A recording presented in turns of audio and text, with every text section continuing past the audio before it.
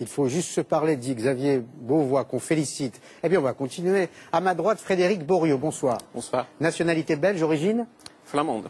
À ma gauche, Michel Claus, bonsoir. Bonsoir. Nationalité belge, origine Liège. Wallonne. Ah, voilà, j'attendais ce mot. Wallonne. L'objet de ce face-à-face, vous encouragez, messieurs, à être un jour côte à côte. Et là, bon courage.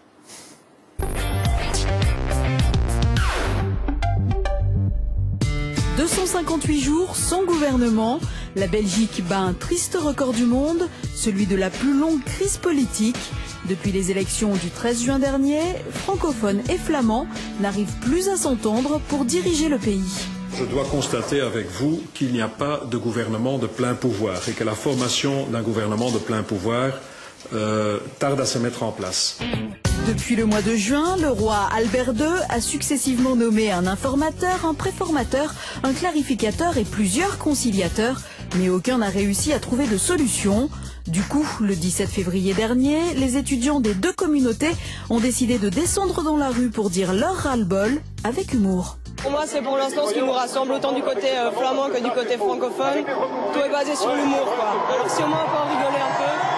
Au programme, distribution de frites gratuites, déguisements et striptease collectifs pour montrer qu'une fois nus, flamands et francophones ne sont pas si différents. Sans vêtements, nous sommes tous les mêmes. Il n'y a qu'un seul pays. On s'adore, on s'entend, tout le monde cohabite. On n'a aucune rancune les uns envers les autres.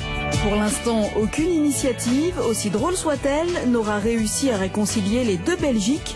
Les étudiants espèrent ne pas avoir à changer de ton pour être entendus. Et avant de donner la parole à nos invités qui représentent la société civile belge, essayons de comprendre les raisons d'une telle impasse, Laetitia. Alors il y a des raisons à la fois historiques, linguistiques, culturelles, politiques et économiques. Ce qu'on peut dire d'abord, c'est que la Belgique est un État relativement récent. Elle n'existe en tant que telle que depuis 1830.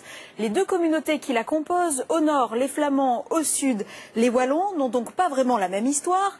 Elles n'ont pas non plus la même culture ni la même langue.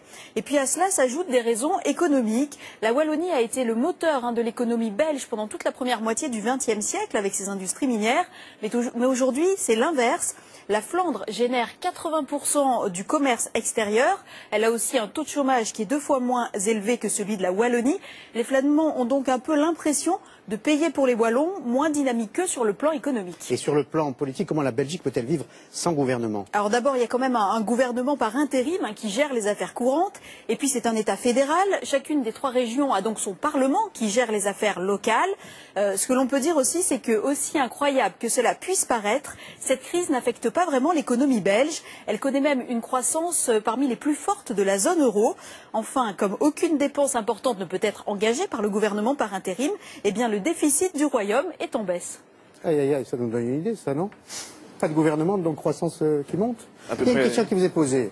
Oui. Objectivement, qui fait blocage, les Wallons ou les Flamands? Les deux. Les deux, dit le Flamand.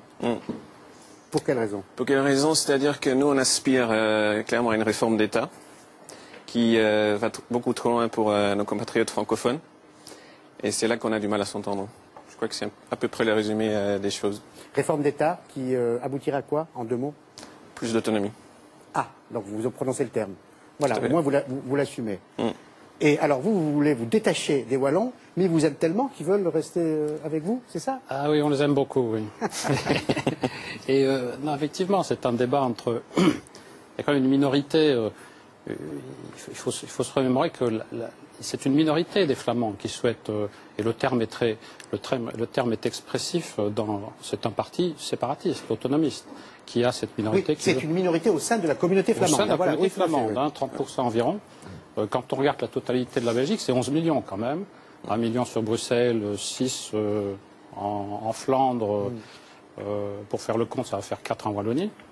Et donc c'est malgré tout une minorité. Mais on a la résultante d'une minorité qui, dans le processus démocratique, il faut respecter, bien entendu, et l'épineux problème de Bruxelles, qui est la ville francophone à 95%, qui est en Flandre. Ce qui est quand même extraordinaire, Bruxelles, qui symbolise l'unité européenne. Ah oui. Après la Seconde Guerre mondiale, c'est pas rien. Hein. Bruxelles qui symbolise l'unité de l'OTAN, l'unité atlantiste. Et non plus, c'est pas rien. Et Bruxelles qui est objet de discorde entre 2 communautés. Oui, parce que officiellement, on va dire, Bruxelles se trouve sur le territoire flamand. Et c'est une ville aussi, il faut le dire, où la majorité est francophone. Quoi, vous voulez chasser les francophones de Bruxelles? Non, j'ai pas dit ça. Et en même temps, il faut aussi dire que plus d'autonomie, ça ne veut pas dire qu'on a envie de se séparer. L'un n'a rien à voir avec l'autre. Pourquoi plus d'autonomie? Plus d'autonomie parce qu'on a le sentiment que nous, on a une mentalité forcément un peu plus nordique et que nos amis francophones ont une mentalité un peu plus méditerranéenne. Et en quoi ce région? C'est pas mal la Méditerranée. Le soleil, le sud, l'huile d'olive. C'est pas forcément une mauvaise chose. Il y a même le roi qui le répète chaque année. C'est le fait d'avoir une différente mentalité, ça fait justement la richesse de notre pays. Mais en même temps, on peut avoir l'impression, on est en plus d'autonomie, qu'on arrivera à mieux faire marcher la totalité du pays. Ah, ils seraient incompétents, nos amis wallons? Non, ça c'est une généralisation. Et il faut surtout se méfier des généralisations. Alors est-ce qu'il y a un complexe de supériorité des Flamands, dû d'ailleurs à l'essor économique de la région nord de Belgique? Oui, tout ça est la résultante la Belgique, à sa création en 1830, comme le résumait votre reporter, c'est le fait du prince. À l'époque où les grandes puissances étaient des pouvoirs absolus. Ça a été créé comme État tampon, l'Allemagne, la France, sans demander l'opinion des populations qu'on a rassemblées de cette façon-là. Et donc, avec la résurgence économique, le sentiment culturel national s'est redéveloppé du côté de la Flandre, alors que c'était le contraire avant. Mais on a toujours travaillé ensemble. L'État a ses règles constitutionnelles pour faire évoluer les choses, et on a eu successivement plusieurs réformes de l'État qui ont délégué aux régions, aux communautés. Et donc voilà, l'État, la région flamande, c'est comme ça, région flamande, région Bruxelles, région wallonne, veut un peu plus d'indépendance. Alors il y a justement une question, y aura-t-il scission ou pas finalement en Belgique? J'y crois pas, non. Clairement vous pas. pensez Moi pas non plus, non. Non. Mais il y a un vrai blocage quand même. Oui, mais Alors vous ne voulez pas de la scission, d'une déchirure totale, mais il y a quand même une impasse politique énorme, quoi. Une impasse des politiques, pas du peuple. Exactement, parce que... Là aussi, il y a décalage. Je rejoins les décidément. propos. Hein. Je reprends vous avez eu deux débats beaucoup plus lourds que celui-ci. Non, les Belges, là, vous me donnez une leçon de cynisme. Mais je rejoins les propos de Ramayad précédemment. Oui. La jeunesse est désenchantée. Il y a un abandon de la légitimité des politiques parce qu'ils ne trouvent pas de solution. On a toujours trouvé des solutions. Oui, on a cette culture du compromis chez nous. On l'a toujours eu. Depuis la création de notre État. Donc vous êtes plutôt confiants l'un et l'autre? Tout à fait. Vous le dites très gravement, mais vous êtes confiant. On ne fait pas notre tout va bien, Madame la Marquise. On a vraiment des éléments qui nous permettent de le dire. C'était pas une chanson de Jacques Brel, ça, non? Madame la Marquise. Je crois pas, non. Non. On l'a appris à l'école aussi. Jacques Brel, qu'est-ce qu'il dirait d'ailleurs aujourd'hui de ce qui se passe en Belgique? Je sais pas.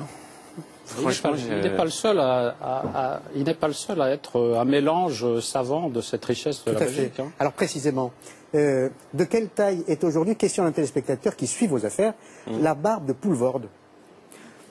Parce qu'il avait menacé, enfin il n'avait pas menacé, il a décidé de ne plus se raser tant que le problème n'était pas réglé. Je constate d'ailleurs, Poelvoorde, il est wallon. Oui, Namur, oui.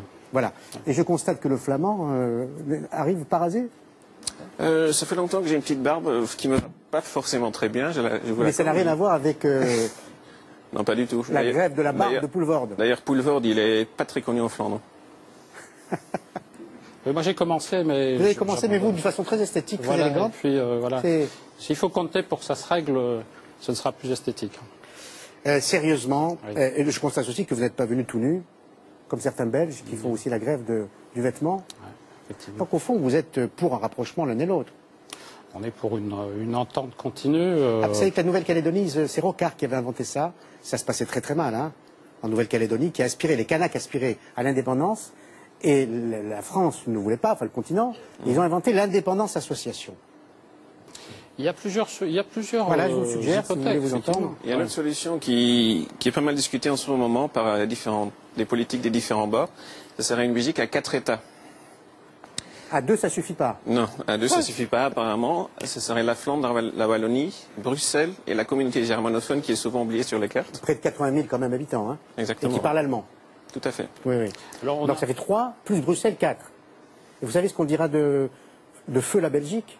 On dira que ça ressemble beaucoup à la Confédération helvétique, peut-être. Et les confettis. C'est quand même dommage. 1 plus 1 égale 2. 1 plus 1 plus 1 égale 3. Plus Bruxelles égale 4. Non? Je ne suis pas belge, je suis du Sud, mais voilà, je veux dire certaines choses. Alors on a parlé d'essayer de faire un référendum sur la question. C'est une question intéressante. D'abord, le référendum en droit belge, il n'est pas permis, donc il faudrait changer la Constitution. Mais même si on le faisait au niveau politique, ça ne résoudrait pas nécessairement les questions. De toute façon, le jour où on fera un référendum sur est-ce que vous voulez que la Flandre et la Wallonie se séparent, ce sera un non, clairement. Oui. Ah, c'est le dernier mot. Ah, ça, Messieurs les Belges, merci. C'est à vous. Flamand et Wallon, d'être passés et de vous être parlé si calmement, voilà, l'un et l'autre. C'est une leçon. La prochaine séquence vous intéressera sûrement. Elle portera sur l'alcoolisme étudié en France et les moyens d'y remédier. Et là, le problème est universel. Pour le coup, il se moque des frontières. Nous ouvrirons le débat après le Buzz People de Laetitia Allemand, Nicolas Kremer et Frédéric Saragozzi.